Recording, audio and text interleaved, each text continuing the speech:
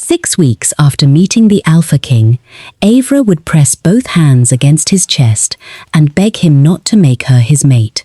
He would pull her closer, lower his mouth to her ear, and tell her she was already too late. But on the morning they met, she did not even know his name. She only knew that the mourning linens were late. Aevra turned into the service corridor too quickly, carrying a basket high against her chest, and collided with something solid enough to stop her completely. The basket tilted. Fresh linens spilled across the stone floor. The man she had struck did not move. Aevra caught herself against the wall and looked up. He was tall enough to make the narrow passage seem badly designed. Dark traveling clothes stretched across shoulders that belonged somewhere more spacious, and his face held the controlled stillness of a man accustomed to other people moving first. Aevra had never seen him before. That was unusual. 3 years at Veylcrest Hall had taught her who crossed which corridor, at what hour, and for what purpose. This passage should have been empty. Instead, it contained a stranger built like an inconvenient wall.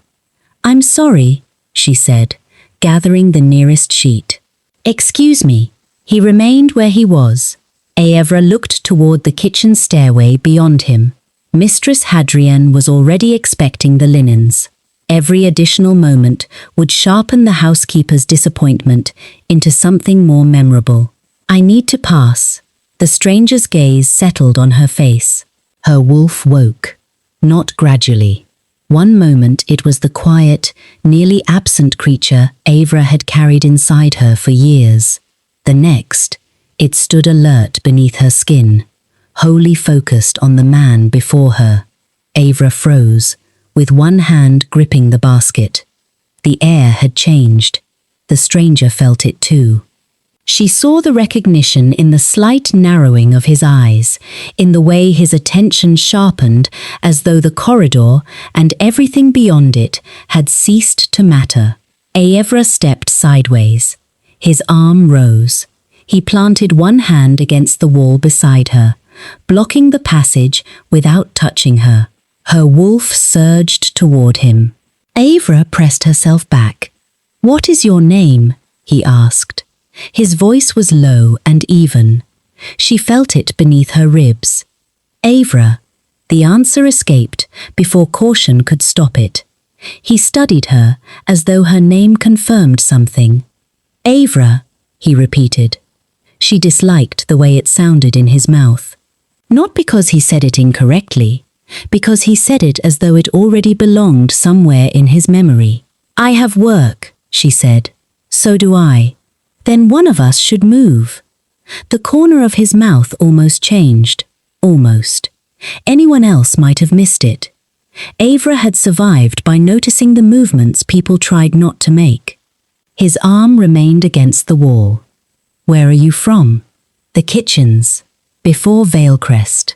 Her fingers tightened around the basket. He was too direct for a stranger, and too calm for a man who expected refusal. Rhymecross Enclave. Something crossed his face.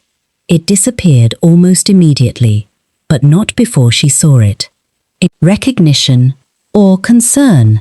Aevra could not tell which. "How long have you been here?" 3 years. "Why did you leave?" Her wolf went silent, not settled, listening. Aevra lifted her chin. "That is a personal question." "Yes." No apology followed. She glanced toward the kitchen stairway again. "You are standing between me and Mistress Hadrian's patience. I recommend moving before she discovers you are responsible." This time, the change in his expression was unmistakable. Amusement. Small and controlled, but real. Then he lowered his arm. Aevra gathered the final sheet, placed it in the basket, and walked around him. She did not run. Running attracted attention. She did not look back. Looking back admitted interest. She reached the kitchen corridor, turned the corner, and stopped where he could no longer see her. Her hands were shaking. "Enough!" she whispered to her wolf. It pressed restlessly against her chest. Aevra breathed once. adjusted the linens, and continued downstairs. She was 11 minutes late. Mistress Hadrian gave her the look. Aevra apologized, using the exact arrangement of words that usually reduced its duration, delivered the linens, and returned to chopping vegetables. By noon, she had nearly convinced herself the encounter meant nothing. The stranger was probably an Alpha's guard or a northern delegate arriving for the territorial assembly. Veylcrest Hall was filling with men whose titles mattered to people above the kitchens. Aevra was not one of those people. Her world consisted of knives, linens, schedules, and a narrow room whose only window faced a stone wall. The stranger would finish his business and leave. Her wolf would become quiet again. Everything would return to its proper size. Then Tavrin burst into the kitchen with both hands pressed against her chest. "He's here." 3 kitchen girls turned at once. "Who?" someone asked. "The Alpha King." Tavrin lowered her voice, without lowering her excitement. "Sevrik, of the Carrow Reach, sovereign of the 7 wolf marches. He arrived this morning for the assembly." Aevra's knife stopped, halfway through an onion. Tavrin continued, "They've given him the entire eastern wing. He brought only 12 guards, though apparently he could have brought an army if he wanted." "What does he look like?" another girl asked. "Tall, dark hair, broad enough to block a doorway." Aevra slowly set down the knife, a hand against the corridor wall, a voice she had felt beneath her ribs, eyes that had sharpened when she named Rhymecross. Tavrin leaned closer to the others. "They say every major pack has offered him an eligible daughter. He rejected all of them." Aevra's wolf made the strange sound again. The man she had treated like an inconvenient piece of furniture had rejected every unmated woman presented to him across the 7 wolf marches. The stranger she had ordered out of her way ruled 7 territories, and he had looked at Aevra as though he already knew exactly what she was to him. Stay quiet. Stay useful. Stay invisible. Aevra had survived 3 years at Veylcrest Hall by obeying those rules. Now that the most powerful Alpha in the 7 wolf marches knew her name, she intended to obey them more carefully. The territorial assembly began that afternoon. By sunset, the great hall was crowded with visiting Alphas, armed guards, political advisors, and daughters dressed in colors, chosen to draw the eye. Every unmated woman of rank seemed to have arrived carrying the same hope beneath a different expression. Sevrik noticed none of them. Aevra noticed him, noticing her.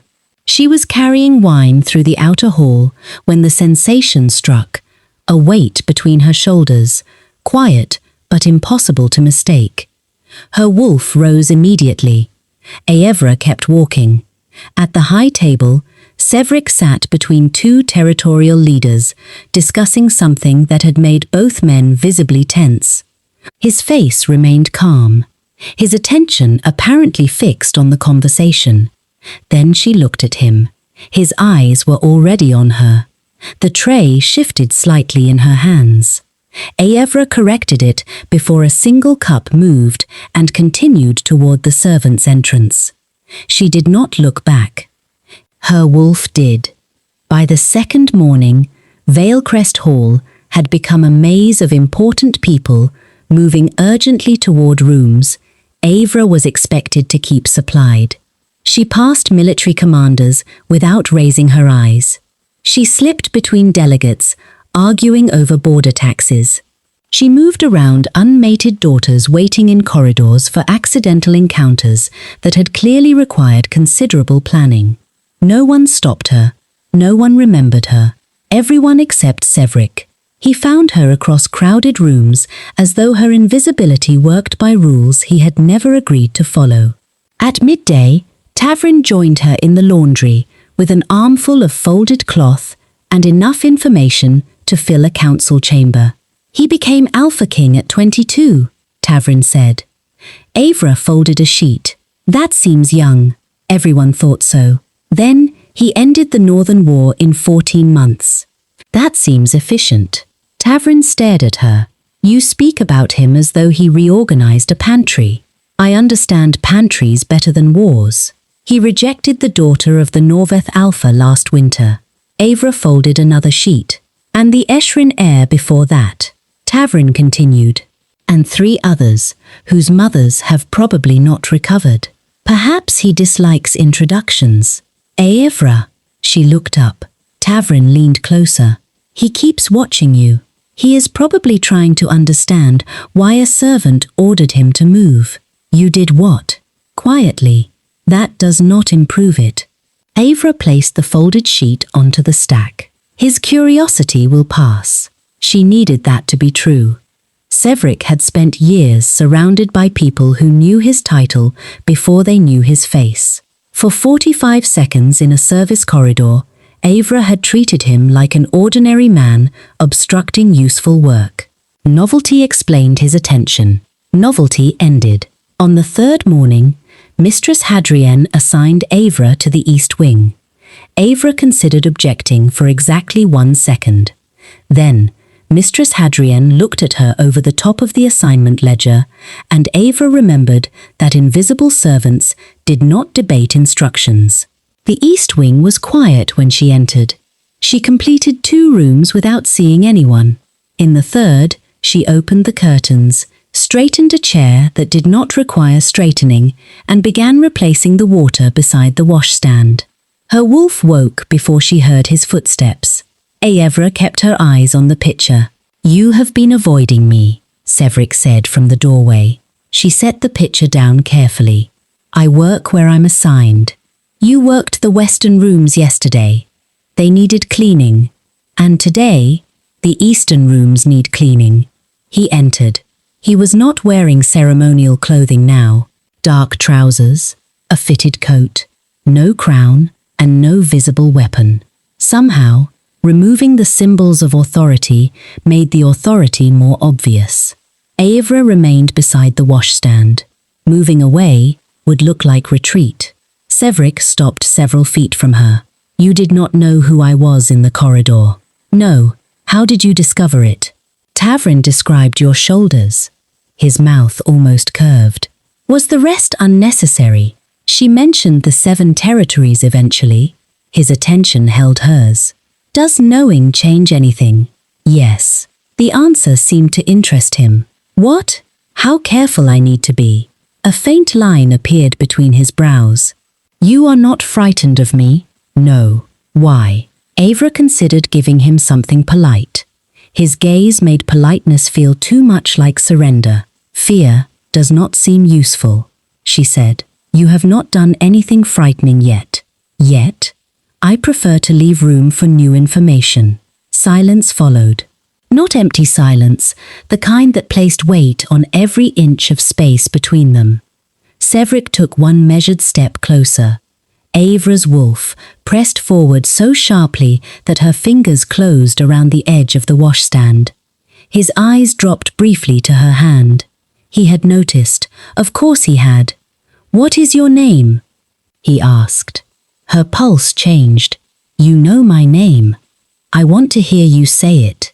That was not a reasonable request. Her wolf did not care. Aevra. He repeated it slowly. Aevra. The room seemed to narrow around the sound. She picked up her cleaning basket. I have 3 more rooms. Sevrik stepped aside. He did not touch her. He did not ask her to remain. That restraint unsettled her almost as much as his attention. Aevra walked past him and kept moving until she reached the service stairs. The following morning, she volunteered for the lower kitchens before Mistress Hadrian could assign her elsewhere. By breakfast, she had almost regained control. Then she pushed through the kitchen door and found Sevrik waiting in the corridor outside, holding a document he was not reading. An advisor stood beside him, speaking in a low voice. Sevrik looked up the instant Aevra appeared. The advisor followed his gaze, looked between them, and discovered an urgent reason to leave. Aevra adjusted the basket against her hip. You are far from the assembly rooms, she said. So are you. I work here. I am beginning to understand that. She stepped around him and started toward the linen passage. His footsteps followed. Aevra looked sideways. Are you following me? No. You are walking behind me. Then I should correct that. He moved beside her and matched her pace. Apparently, Sevrik said, falling into step beside her, your route is also mine today. Aevra kept walking. Sevrik kept pace beside her, as though Alpha Kings regularly travelled through servant corridors before breakfast. You are not going toward the assembly rooms, she said. No, the east wing is behind us. I noticed. And the linen room is ahead. I noticed that too. Aevra looked at him. Then your route appears unusually dependent on mine. His expression remained calm. Perhaps yours is unusually interesting. That was not an answer, which meant it was probably deliberate. She pushed open the linen room door and entered. Sevrik followed without invitation. The room was narrow and crowded with shelves. Folded cloth filled every available space, each section marked with small handwritten labels. Sevrik reached toward one. Aevra's hand moved first. Clean hands. He stopped. His gaze shifted to her fingers resting protectively over the label. Then, with complete seriousness, he turned his hands over for inspection. They were clean. Aevra moved her hand. He read the writing. Old Sevrik. She opened her basket. Yes. Most scholars no longer use it. Most scholars are not responsible for distinguishing ceremonial linen from dining cloth in poor light. He glanced at another label. The modern word would have been shorter. It would also have been less precise. Who taught you? Aevra stacked the morning linens onto the appropriate shelf. Sovraya Pell. Recognition did not appear on his face this time. She taught at Rhymecross. She taught anyone willing to remain in her room long enough to survive the lesson. She sounds difficult. She believed comfort weakened the memory. Was she right? Usually. Unfortunately, the almost smile returned. Aevra closed the basket. Sevrik was still examining the labels, but not with the polite interest powerful people sometimes performed when they discovered a servant could do something unexpected. He was reading them, understanding them. You were educated, he said. I was taught. There is a difference. Education suggests someone planned a future for it. His gaze moved back to her. The linen room became too small. Aevra lifted her basket. You should return to the assembly. You have said that twice. It remains true. They stepped into the corridor together. 2 visiting guards passed them. Both bowed to Sevrik. One glanced at Aevra before looking away too quickly. Aevra waited until they were gone. This will cause talk. People already talk. They do not concern you. No, they concern me. Sevrik stopped walking. Aevra stopped because continuing would turn the conversation into avoidance, and he had already proved unusually resistant to that. Why? He asked. She looked toward the far end of the passage. Empty now. It would not remain empty for long. Because when the assembly ends, you leave. His face changed slightly. Aevra continued, before caution could restore the words to silence. You take your title, your guards, and everyone's good manners with you. I remain here with whatever your attention has made people believe. I have done nothing to you. That is not the same as doing nothing around me. The words landed. She saw it in the way his shoulders became still. For the first time, Sevrik seemed to understand that honorable intentions did not erase unequal consequences. What if you didn't remain here? He asked. Aevra's wolf surged. No, I did not finish. You did not need to. His gaze held hers. You felt what happened in that corridor. She tightened her grip on the basket. I felt something. So did I. That does not make it sensible. Not everything important begins sensibly. That sounds convenient when you are the one with 7 territories. A muscle moved once in his jaw. Aevra forced herself to continue. I am an unmated kitchen omega in a pack that is not mine. You are the Alpha King. Whatever happened between us does not change either fact. It may. No. This time, he did not challenge the word. He studied her face, then stepped aside. Aevra walked past him. Her wolf pulled toward him with every step. That evening, she found Mistress Hadrian in the lower office, reviewing assignments. I would be more useful in the West Wing tomorrow, Aevra said. Mistress Hadrian did not look up. You have been assigned east. The lower kitchens also need additional hands. They always need additional hands. Aevra waited. Mistress Hadrian turned a page. You will finish the East Wing. The discussion was over. The following morning, Aevra entered Sevrik's temporary study, carrying cleaning cloths and an absolute intention to speak only when necessary. He sat behind the desk, reading a council document. He looked up immediately. You did not sleep. Aevra set down her basket. Good morning. How long? She straightened a stack of papers that did not require her attention. That is a personal question. Yes. The answer was the same one he had given in the corridor. This time, he added, You do not have to answer. That was what disarmed her, not the question, the permission. Aevra looked at the nearest door before she could stop herself. Sevrik noticed. His expression lost all trace of amusement. There was a man at Rhymecross, she said. He believed wanting something strongly enough made refusal temporary. Sevrik said nothing. That helped. The elders said they would address it, eventually. She smoothed the edge of the cloth in her hands.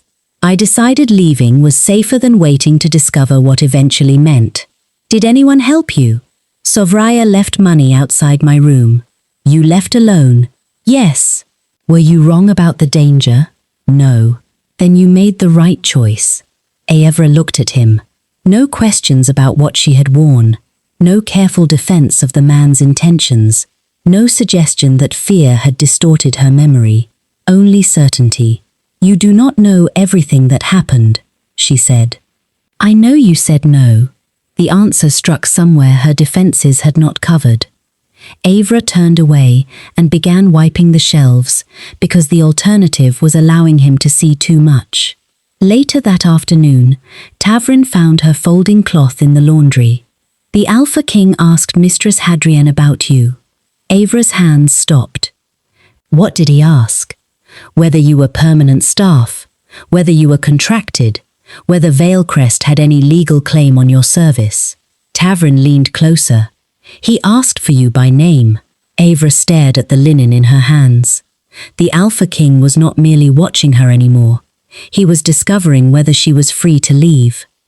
By dawn, Veylcrest Hall had begun to empty. Trunks appeared in corridors. Guards carried saddles into the courtyard. Servants moved between guest rooms collecting abandoned cups, folded cloaks, and the evidence important people left behind when they were finished being important somewhere. The assembly was over. Sevrik would leave before midday. Aevra stayed in the kitchens. She volunteered to scrub preparation tables, reorganize dry stores, and carry every load that kept her below the eastern wing. If she did not see him again, neither of them would have to name what had happened. He had arrived unexpectedly. She had reacted to him. Now he would leave. That was a complete story if they allowed it to be. Aevra was carrying fresh linens through a side passage when her wolf rose. She stopped before turning the corner. Sevrik appeared at the opposite end. He was dressed for travel. Dark coat fastened. Gloves in one hand. The controlled stillness in his face told her he had been looking for her long enough to become displeased about it. You have been difficult to find, he said. I have been working. In every room except the ones I entered. That sounds inefficient. He came closer. Aevra tightened her arms around the linens. Do not, she said. Sevrik stopped. I have not said anything. I know what you are going to say. Do you? Yes. Her certainty sounded stronger than it felt. He waited. Aevra looked down the empty passage, then back at him. You arrived 4 days ago, she said. I ran into you. Something happened that neither of us expected. Now the assembly is finished, and you are leaving. I am. That should be the end of it. His face became unreadable. You want it to be. I want it to end cleanly. That was not my question. It never was with him. Aevra shifted the linens against her chest. You are going north. I will remain here. Whatever this is will become less significant once there are 6 days of road between us. And if I do not want it to become less significant, her wolf pressed hard against her ribs. Aevra held his gaze. Kings do not build lives with kitchen omegas because of a feeling in a corridor. You believe that is all this is. I believe feelings are easiest to promise from places you are already leaving. His jaw tightened. She regretted the words immediately. She did not withdraw them. Come north with me, Sevrik said. Aevra stared at him. The corridor seemed to lose its shape. No, you answered too quickly. You asked something unreasonable. I asked you to come to the Kero Reach. You asked me to abandon my life. You told me this life was chosen for safety. That does not make it disposable. No. His voice remained calm. It makes it a choice. Choices can be examined again. Aevra looked toward the nearest doorway. Sevrik noticed. He did not move closer. I am not asking you to accept anything, he said. Not a bond, not a title, not me. Then what are you asking? Come and see. She said nothing. See Varnhollow. See how I rule. See what I am when I am not a guest in another Alpha's house. His gaze remained fixed on hers. Then decide. Aevra gave a quiet, disbelieving laugh. You make leaving everything sound like an inspection of household accounts. I would prefer you approached it that carefully. You could choose anyone. I have been told. Every major pack has placed a daughter in front of you. Yes, women raised for court. Women with land, alliances and names that matter. Managed women. Aevra frowned. They tell me what their families prepared them to say. Sevrik continued. They show me what they believe a king should want. Every word is measured before it reaches me. And mine are not. Yours are measured for survival. That is different. The accuracy of it unsettled her. Sevrik stepped closer, slowly enough that she could have moved away. She did not. You tell me when I am in your way, he said. You tell me when my questions are personal. You told me my attention could harm you, before I understood it myself. His voice lowered. No one tells me true things plainly. Aevra looked at the linen between them. That is not enough reason to take me north. It is enough reason to ask. She had prepared her refusal. It was sensible, clean, and necessary. What came out instead was, I need 2 days. For the first time since she had met him, Sevrik looked surprised. 2 days? I have obligations. Systems someone must understand. A debt I need to settle. She raised her eyes. I do not leave messes. Something eased in his face. 2 days, he said. You will wait? Yes. The answer came without hesitation. Aevra's wolf became painfully quiet. That evening, Tavrin sat on the edge of Aevra's narrow bed, while Aevra folded the few clothes she owned. You are going north with him, Tavrin said. Yes. To Varnhollow. Yes. With the Alpha King. Aevra looked at her. Repeating it has not improved the decision. Are you certain? No. Tavrin's expression softened. He may disappoint you. I know. He may be different when he is home. That is why I am going. Aevra looked toward the window and the wall beyond it. I have been safe here for 3 years, she said. Safe matters. I know exactly what it costs to lose it. Then why risk it? Aevra considered the question. Because he looked at me as though I was a person before he knew what use I could be. Tavrin was silent. Then she crossed the room, opened the small chest beneath the bed, and removed a folded strip of faded blue cloth. "My mother's," she said, pressing it into Aevra's hand. "Old traveling custom. You carry something belonging to someone who loves you. It keeps the road honest." Aevra's throat tightened. "Do not," Tavrin warned. "If you cry, I will have to, and I dislike being manipulated." Aevra laughed once, quietly. Over the next 2 days, she wrote instructions for the linen system in both modern script and Old Veyric. She repaid 3 copper pieces owed to Ormel, cleaned her room, and left the key on Mistress Hadrian's desk. Everything she owned fit into one bag. On the 3rd morning, Sevrik waited in the courtyard beside 2 horses and a small travelling party. Aevra stepped through the main doors. His gaze found her immediately. For one unguarded second, relief crossed his face. He walked toward her and took the bag from her hand. "You came. I said I would." He handed the bag to Caldris, then offered Aevra his hand. She looked at it. Large, steady, open. She placed her hand in his. His fingers closed around hers. "Ready?" he asked. "No." Sevrik looked toward the northern road. "Neither am I." The Carrow Reach lay 6 days north. Aevra understood this before they departed. By the end of the first day, she understood that knowing a distance and travelling through it were entirely different things. The road narrowed after Veylcrest. Farms gave way to open fields, then dark woodland, broken by stone ridges and rivers that moved too quickly for their banks. Each mile seemed to remove something familiar. Sevrik rode beside the carriage for most of the morning. When rain began, he climbed inside and sat across from her with a stack of documents Caldris had apparently packed for the specific purpose of ensuring kings were never without work. Aevra watched the landscape through the window.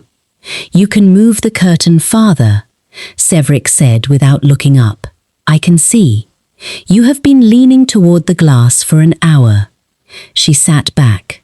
"The glass is unusually interesting." His eyes lifted from the document. Aevra looked outside again. On the 3rd day, the trees changed. They grew broader and darker, their roots breaking through the earth like old bones. The cold arrived without ceremony and found every weakness in her travelling cloak. Sevrik noticed that too. At the next stop, a heavier cloak appeared on the carriage seat. Aevra held it up. "Is this yours?" "No. It is large enough to shelter a family. It belongs to the journey now. That is not how ownership works. It is how cold works." She wore it. By late afternoon, a black ridge rose beyond the trees, cutting across the pale sky. Sevrik moved from the opposite seat and settled beside her. His shoulder remained a careful distance from hers. "The Tharic spine," he said, pointing toward the ridge. "The Eshrin march begins beyond the eastern slope." "The disputed territory?" "Yes." Aevra studied the stone line. "It does not look valuable. It controls 2 rivers, 3 winter routes, and the only pass wide enough for supply wagons." "That sounds more valuable." The Eshrin packs claim the entire eastern valley. The Carrow records place the old boundary at the river. "Which river?" Sevrik looked at her. "There are 2, she said. "You said the ridge controls 2 rivers. The southern branch. Was it always the southern branch?" He closed the document in his hand. "No one has asked me that." That was not an answer. The oldest surviving agreement names the Veyrun, which means River of Passage. That is a description, not a location.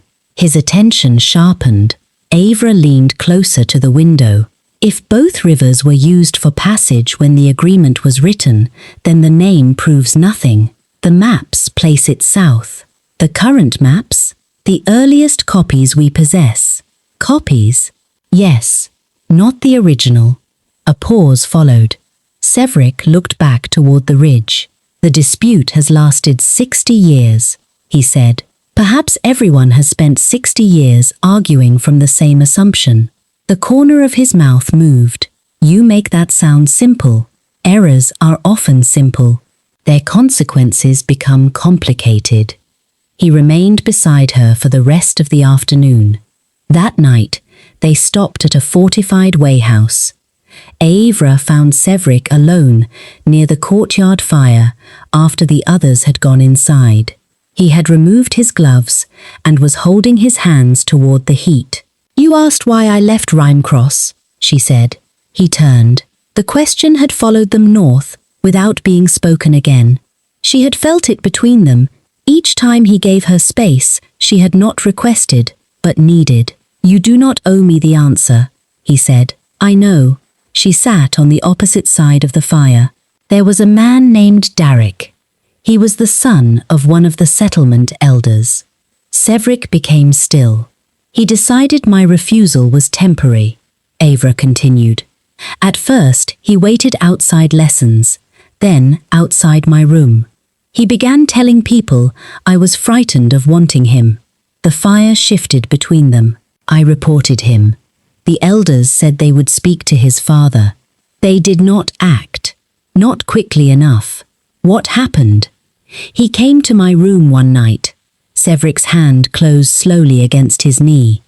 Aevra saw it and continued before the movement became anger large enough to fill the space. Sovraya had warned me to keep the window unlatched. I left through it before he forced the door. You ran that night. Yes. Alone, with Sovraya's coins in my pocket. Sevrik looked into the fire. Aevra waited for questions she had heard before. Why had she not shouted? Why had she not waited for the elders? Had Darrick truly intended harm? None came. Instead, Sevrik said, he taught you that a man's desire could become your punishment. The words were so exact that Aevra looked at him. Yes. His gaze met hers. I will remember that. He did not promise to destroy anyone. He did not tell her she was safe because he had decided it. He simply accepted that her fear had a history and treated that history as relevant. The following night, in another wayhouse, Aevra asked about his father. Sevrik was quiet long enough that she assumed he would refuse. He was a good king, he said eventually. And a good father? No. The answer came without decoration. He believed affection made authority negotiable. He never praised in public, rarely in private. He ended disputes quickly, kept the marches fed, and died with every border intact. Aevra watched him across the table. You admired him. I did. You resented him. Yes.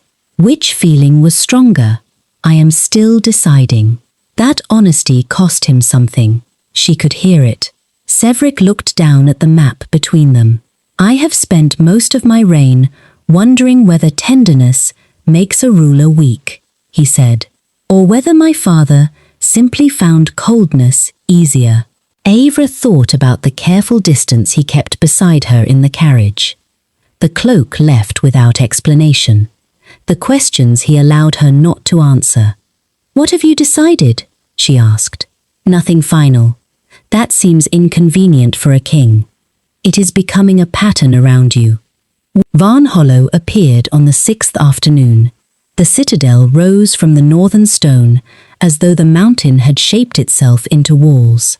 It was immense, older than Veylcrest, and darker than anything Aevra had imagined. But it was not lifeless. Smoke curled from chimneys. Lamps glowed behind lower windows. People crossed the courtyards carrying wood, baskets, and messages. The place did not feel staged for a king. It felt inhabited. Home, Sevrik said. Aevra looked at him. He was watching the citadel with an expression she had never seen on his face before. Veressa met them in the inner courtyard. She was silver-haired, straight-backed, and looked at Aevra with the calm assessment of someone who missed very little and forgave even less. "You are the reader of Old Sevrik," she said. "I read it. We have 3 rooms of uncatalogued records. Some have been waiting 20 years for a useful pair of eyes." Aevra glanced at Sevrik. He was almost smiling. Her room contained a fire, a window overlooking the northern valley, and a desk. A proper desk. She set her small bag on the bed, but remained standing before the desk, touching the smooth edge with 2 fingers. At Veylcrest, people had expected her hands to carry, clean and serve. Someone here had prepared a place for her mind. On her second morning, Aevra left her room, intending to find the kitchen. She turned left where she should have turned right, descended 1 staircase, crossed a narrow gallery, and entered a long room smelling of dust, leather, and old paper. The records room. She forgot about breakfast. 3 hours later, she was seated on the floor with a pre-unification agreement open across her knees. The document named the disputed land beyond the Tharic spine, but it did not grant the valley to Caro. It did not grant it to Eshrin either. The old Sevrik word meant shared passage. The later translation had changed it to possession. Aevra read the line again. The conflict that had resisted kings, armies and historians for 60 years might have begun with a single mistranslated word. By the time Caldris found her, Aevra had missed the morning briefing by 3 hours. He stood in the records room doorway with the patience of a man who had already searched several wrong corridors. "His Majesty has been asking for you." Aevra looked up from the document spread across her knees. "I found the records room." "So I gathered. I was looking for the kitchen." "That explains less than you think." She carefully marked her place. "Am I in trouble?" Caldris considered it. He has not decided. Sevrik waited in his study, behind a desk covered with territorial reports. 1 document rested untouched before him. His attention moved from Aevra to the ink on her fingers. "You missed the briefing." "Yes, by 3 hours. I lost track of them." "Were you lost or distracted?" "Both. The records were more interesting." Caldris quietly closed the door behind her. Sevrik leaned back. "More interesting than a briefing involving 4 border commanders and a dispute that has lasted 60 years. Aevra placed the document she had brought onto his desk. "Yes." His eyes narrowed. "Why?" "The dispute may not be what you think it is." That brought him forward. Aevra opened the agreement and pointed to the original line. "The pre-unification text grants both territories passage through the Eastern Valley." "Both?" "Yes. The word is Thavran. Shared passage under mutual protection." Sevrik read the line. "The current agreement says possession." "It does. Singular possession." "Yes." He looked up. "How?" A later translator used Thavrek instead of Thavran. "The symbols differ by 1 lower stroke." Sevrik's gaze returned to the page. 1 stroke. 1 important stroke. He stood so quickly that the chair moved behind him. "If you are correct, neither territory was granted ownership." "Correct. They were granted access, shared access, and every ruling for 60 years has been based on the altered translation." "Probably." His attention snapped back to her. "Probably. I have 1 document. It could be a copy, a draft, or an abandoned version. Historians need to verify the date. A legal scholar should examine whether the original language survived in later agreements." "You believe it did?" "I believe believing is cheaper than proving." For a moment, he simply stared at her. Then he gathered the document. "Show me where you found it." They returned to the records room together. Aevra led him through the piles she had already separated. Pre-unification agreements, later copies, and territorial maps drawn after the wording changed. Sevrik followed quickly. He did not ask her to simplify the language. He did not pretend to understand what he did not. When he disagreed, he said so directly. "This seal places the document after unification," he said. "The seal was added later. How do you know? The ink is different. That is not proof." "No, but the witness names are." She turned the page and pointed. "2 of these men died before unification." Sevrik read the names again. His expression hardened, not at her, but at the implications. By midday, they had reconstructed the likely chain. The original agreement granted shared passage. During unification, a copyist altered one character. The official version turned shared use into exclusive possession. Generations of rulers inherited the mistake and defended it as law. "The Eshrin March lost access first," Sevrik said, "and Caro later treated resistance as trespass. They attacked our patrols. After your patrols blocked a route they believed remained theirs." His gaze lifted. Aevra did not soften the conclusion. Silence stretched across the table. Then Sevrik nodded once. "Continue." That single word changed something. He had not accepted her conclusion because she agreed with him. He accepted it because the evidence required it. They worked until the afternoon light shifted across the floor. Veressa appeared with food, placed it between the documents, and left without interrupting. Sevrik barely noticed. Aevra did. Powerful men at Veylcrest expected rooms to adjust around them. Sevrik adjusted himself around the work. "What would a new settlement require?" he asked. Recognition that both sides inherited a damaged version. Caro would have to admit the patrol restrictions were built on an error. Yes. Eshrin would demand compensation. Probably. You say that word often. It survives uncertainty better than confidence. His mouth moved. Not quite a smile. Aevra tapped the earliest map. "You also need someone to establish which routes existed when the original agreement was signed. I can summon historians. Summon several. One historian can become attached to being right. You distrust scholars. I was taught by Sovraya Pell. That answers the question." For the first time, Sevrik laughed. It was brief and quiet, but it changed his face enough that Aevra forgot the next sentence she intended to say. He noticed. She looked down at the map. Near dusk, Sevrik stood over the documents, one hand resting beside hers. "You walked into my life carrying linens," he said. "I was looking for the kitchen." His gaze remained on her. "You seem to find important things while looking for kitchens. That suggests your kitchens are poorly marked." The following weeks developed their own rhythm. Aevra worked in the records room each morning. Sevrik joined her whenever council business allowed. They argued about translations, territorial intent, and whether a king could negotiate from an admission of error without appearing weak. "He can," Aevra said. "His enemies may disagree. Then they misunderstand honesty.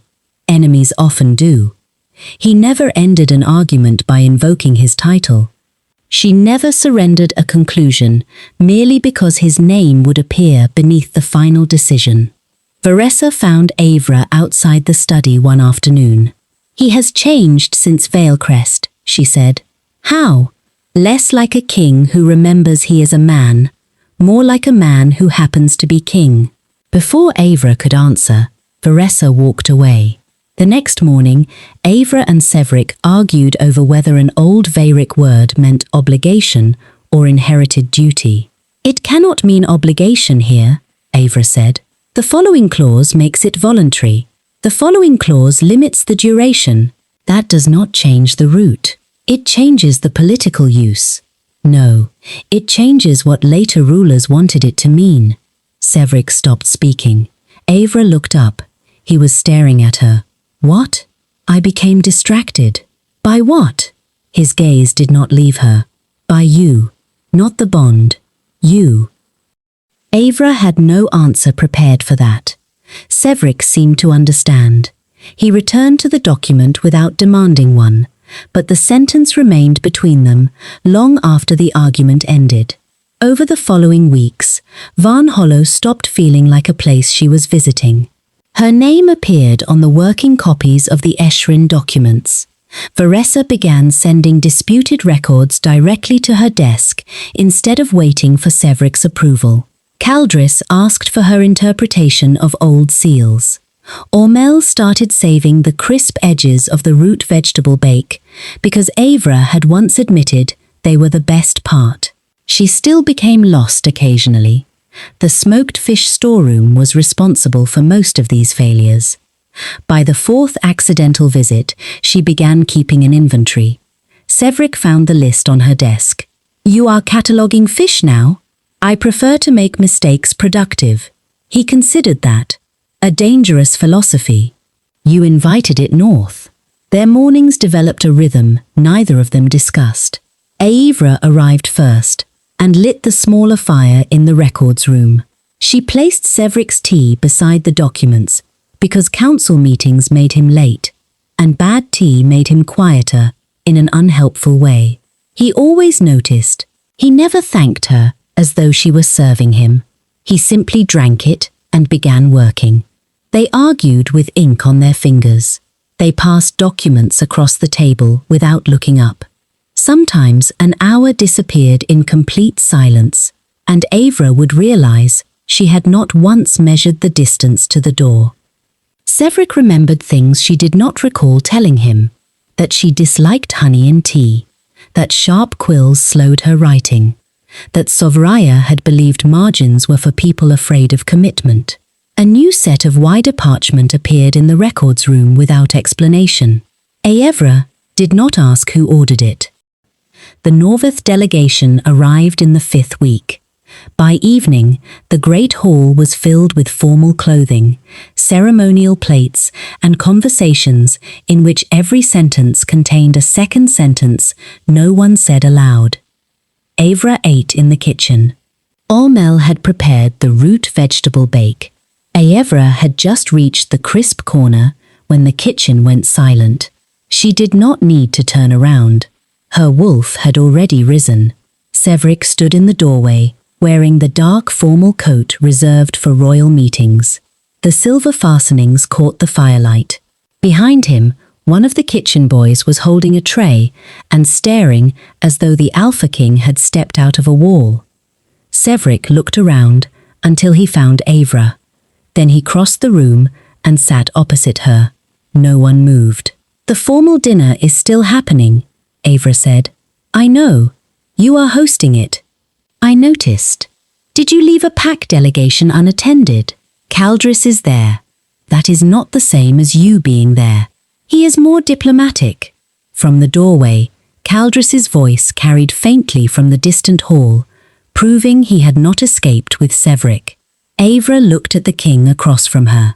"Are you hiding?" "Yes." The kitchen resumed breathing. Aevra pushed the dish toward him. Sevrik took a bite. His eyes narrowed slightly. "That is extraordinary. I know. Why is it not served upstairs?" "Because important people receive decorative food." He took another bite. A serious failure of governance. For several minutes, they ate while the kitchen moved carefully around them. Then Sevrik set down his fork. "Aevra," she recognized the tone. Not kingly, deliberate. She folded her hands on the table. "What?"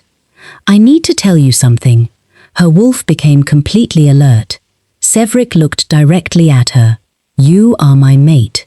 The words did not surprise her. Their weight did.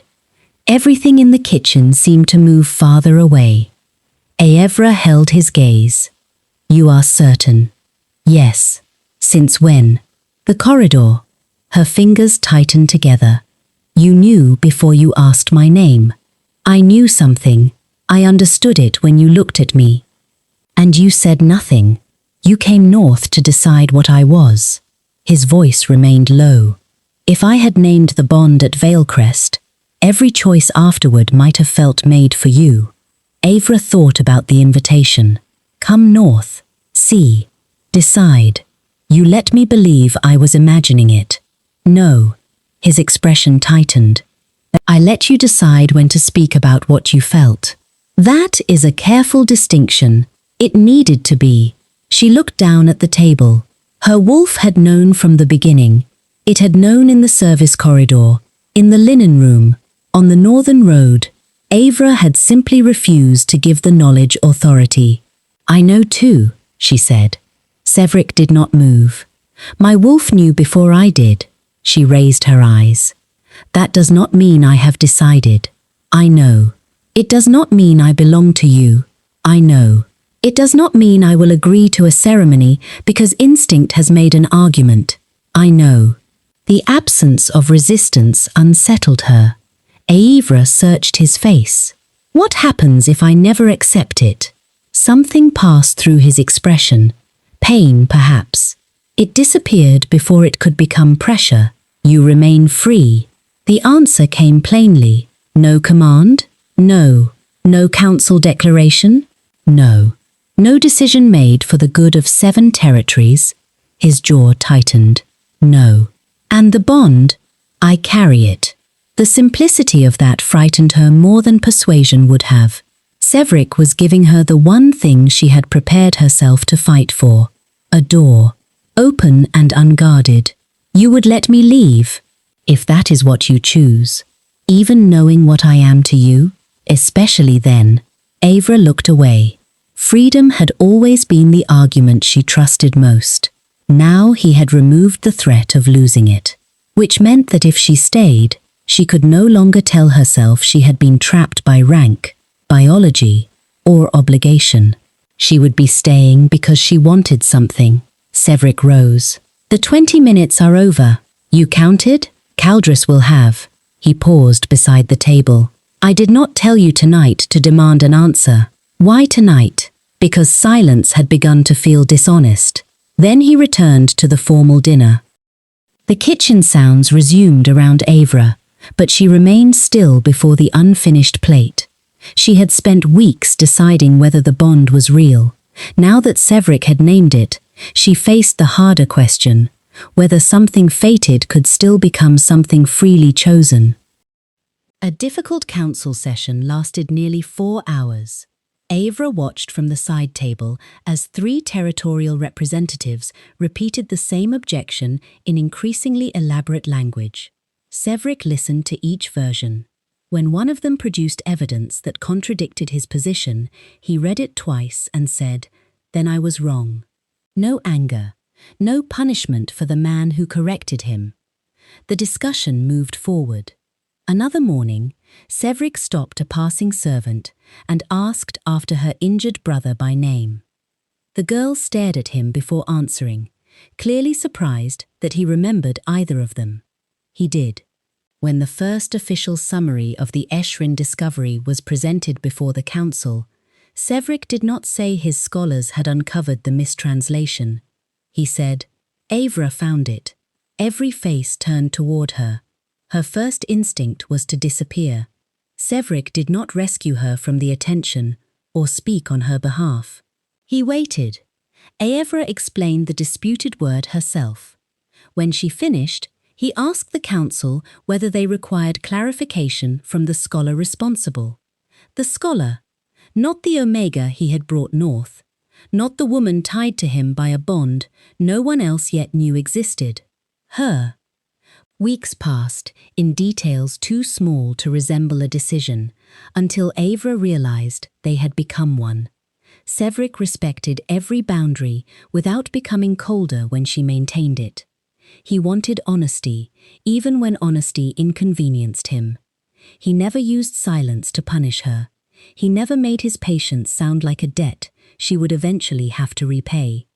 Sometimes she found him alone at the northern window before dawn, one hand resting against the stone while reports waited unopened behind him.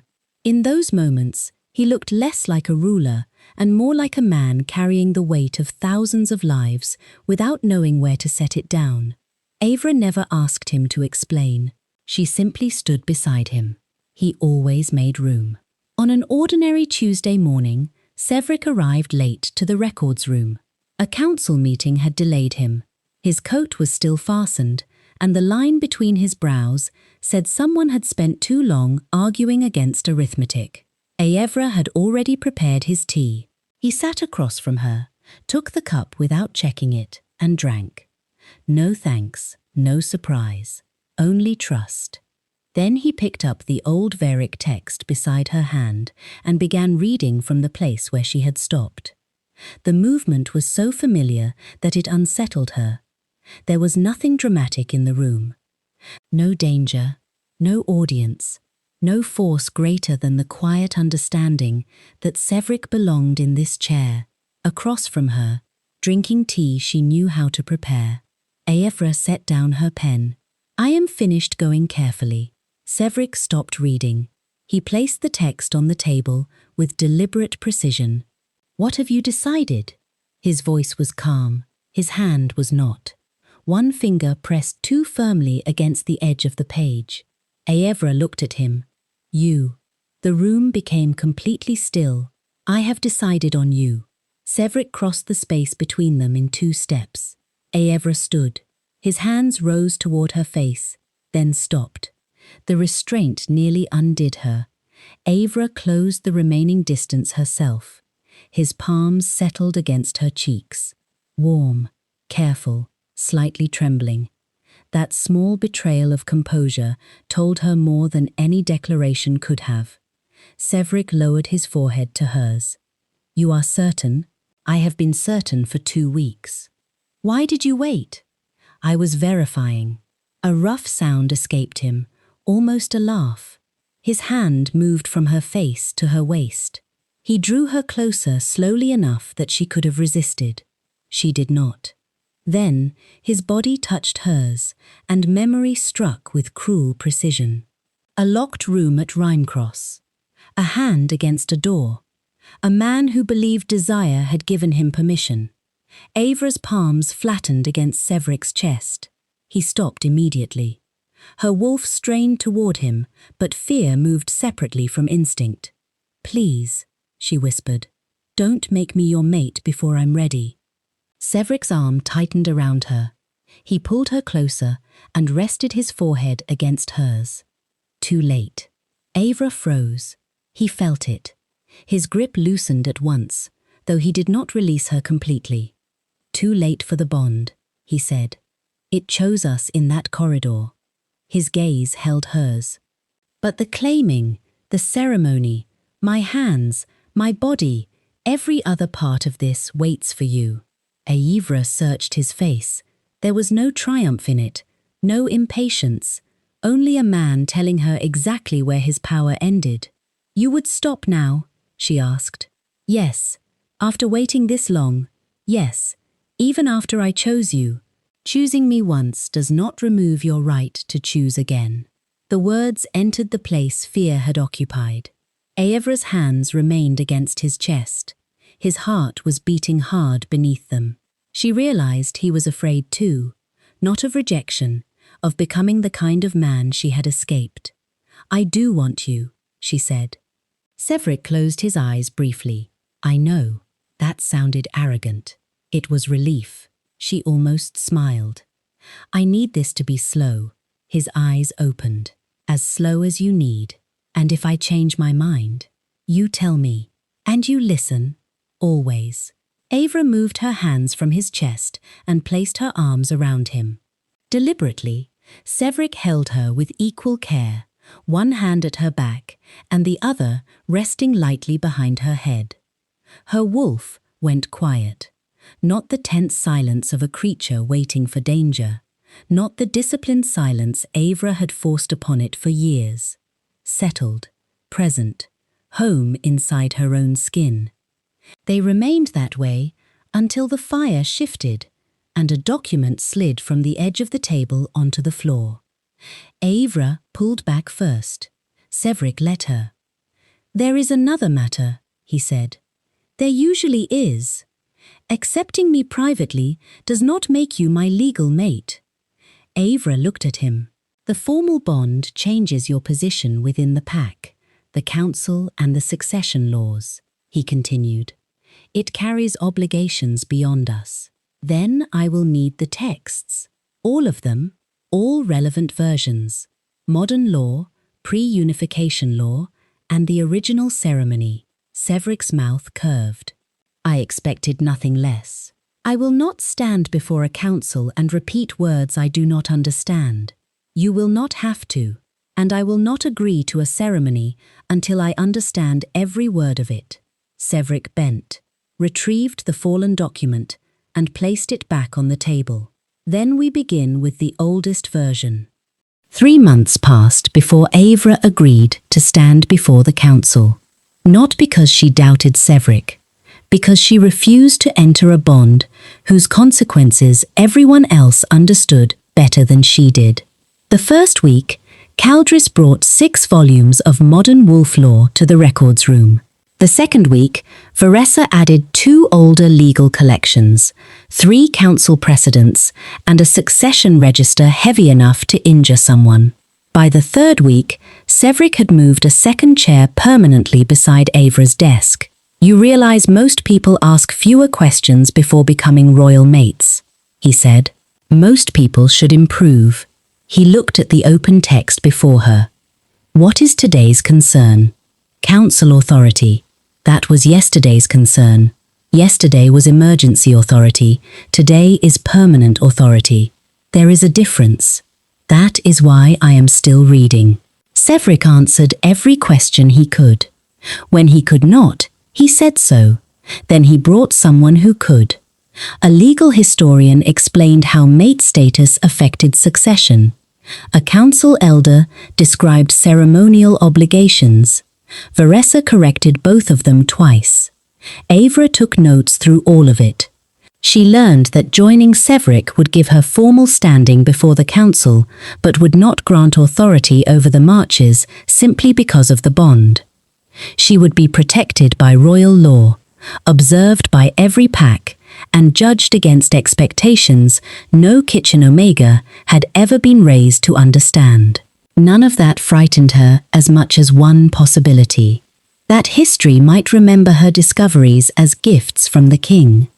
She placed the draft Eshrin report before Sevrik one evening. My contribution must be recorded before the ceremony. He read the first page. It already is. Not in the final council record. It will be. I want the authorship entered separately from my future status. Sevrik looked up. If this is recorded afterward, Aevra continued, someone will eventually say I received credit because I became your mate. They would be wrong. Yes, history has survived incorrect people before. He studied her face for a moment. Then he took up his pen. What wording do you want? No defensiveness. No reminder that his name could protect hers. He simply made room for the truth. Aevra dictated the recognition carefully. The discovery of the original shared passage clause. Her reconstruction of the mistranslation. Her independent role in the negotiations. Sevrik signed the council order that same night. Only after the sealed copy rested in the records room under her name did Aevra return to the ceremony itself. The modern version was simple, too simple. It used the language every pack knew. Protection, obedience, claiming. The final word bothered her. She found the oldest surviving version in a ceremonial text copied before unification. The page was damaged at the edges, but the central vow remained clear. Aevra read the line once, then again. Sevrik sat across from her, waiting. The translation is wrong. His attention sharpened. Which part? The word rendered as claiming. She turned the text toward him and pointed to the old Veric root. Varith. I was taught it meant possession through bond. That is the later use. What did it mean originally? Aevra traced the character with one finger. Returning. Silence settled between them. She read the surrounding lines aloud, first in Old Veric, and then in modern speech. Returned to the place where one was fully known. Returned by choice. Returned with recognition on both sides. Sevrik looked at the page for a long time. So the ceremony was never about one mate claiming another. No. What was it? Aevra looked at him. Two people returning willingly to the place where they are recognized. His face changed. Not triumph, something quieter. "Does that answer your question?" he asked. "It changes it." "How?" "I was asking whether becoming your mate would mean surrendering part of myself. And now I think the original ceremony requires the opposite." Aevra closed the book. "Yes." Sevrik did not move. "Yes," he repeated. "I will do it." The ceremony was held 12 days later.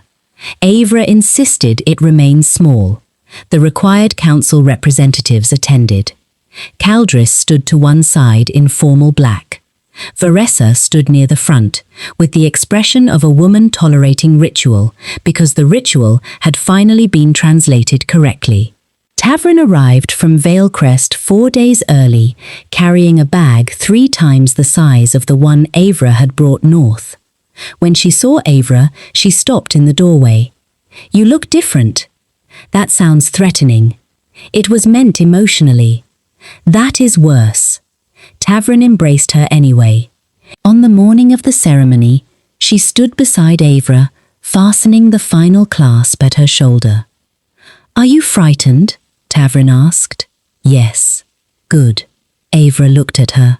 People who are not frightened before important decisions are usually not thinking properly. Sovraya would have liked you.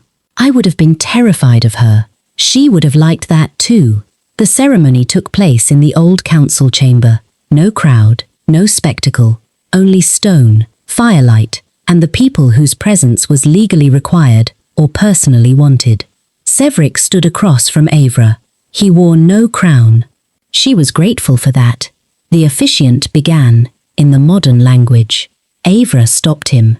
"The old Veyric version." A murmur moved through the council representatives. Sevrik said nothing. He simply waited. The officiant opened the older text. Aevra translated each line silently as it was spoken. No ownership, no command. Recognition, witness, return.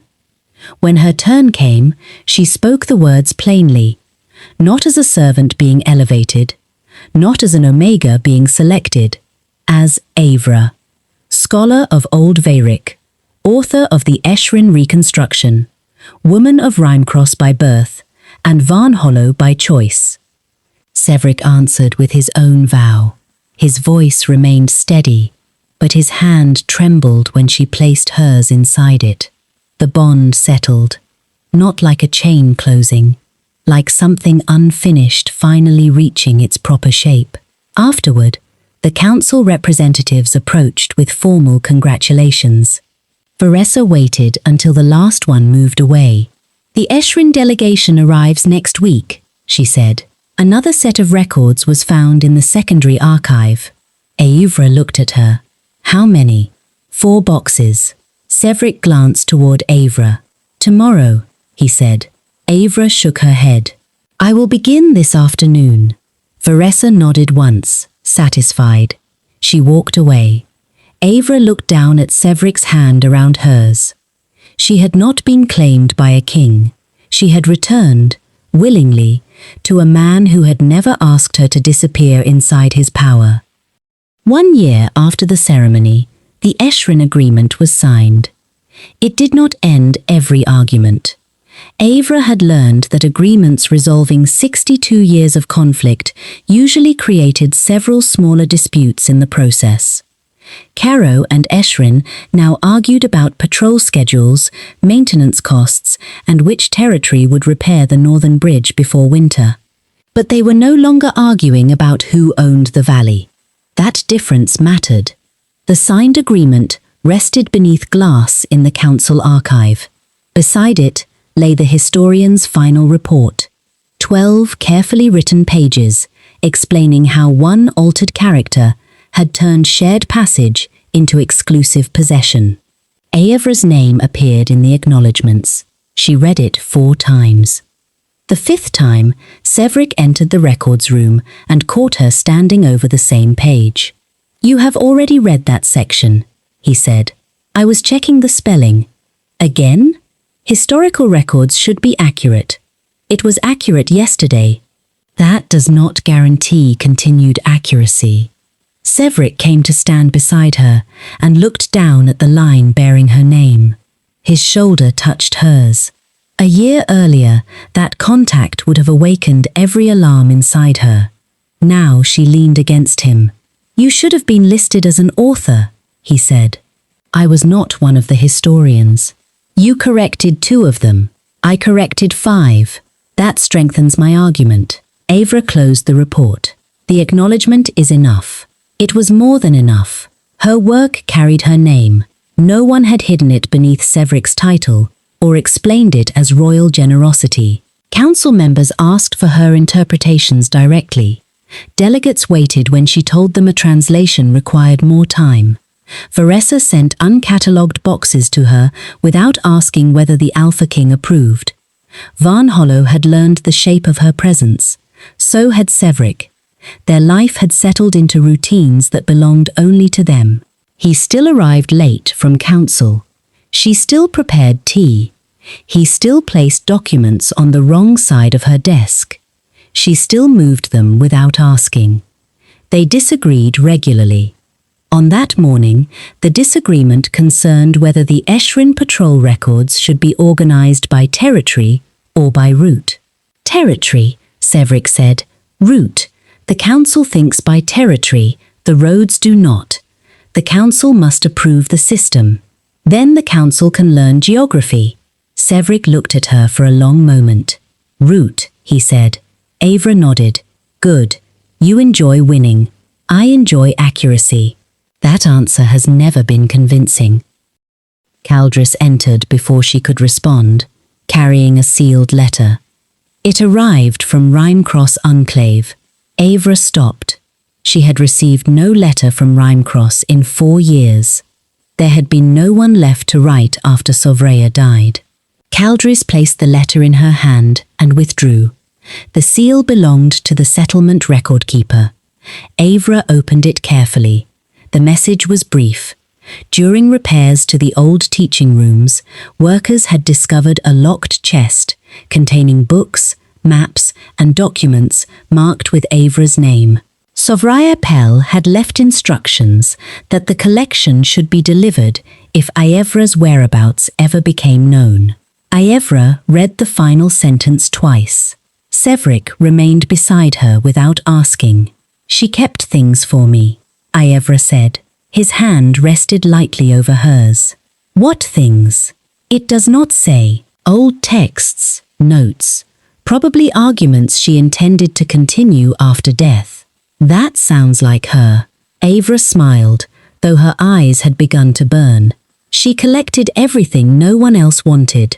Damaged books, obsolete maps, students who asked inconvenient questions. She would have liked this room. She would have reorganized it. Veressa would have objected. They would have respected each other violently. Sevrik's mouth curved. Aevra folded the letter. "I want the collection brought here. I will send riders. Caldris should go. He understands how old paper must be packed." From the doorway, Caldris said, "I suspected that sentence was coming." Aevra looked toward him. "When can you leave?" "Tomorrow morning. Take the covered wagon." "I had already planned to." After he left, Aevra returned to the page on her desk. She had been working on one old Veric phrase for months. The common translation was home, but the word was older than houses, borders, or pack halls. It appeared in settlement records where people described land that had held generations of names and remembered those who returned. Sevrik sat in the chair beside her and opened the patrol document. Aevra studied the phrase again.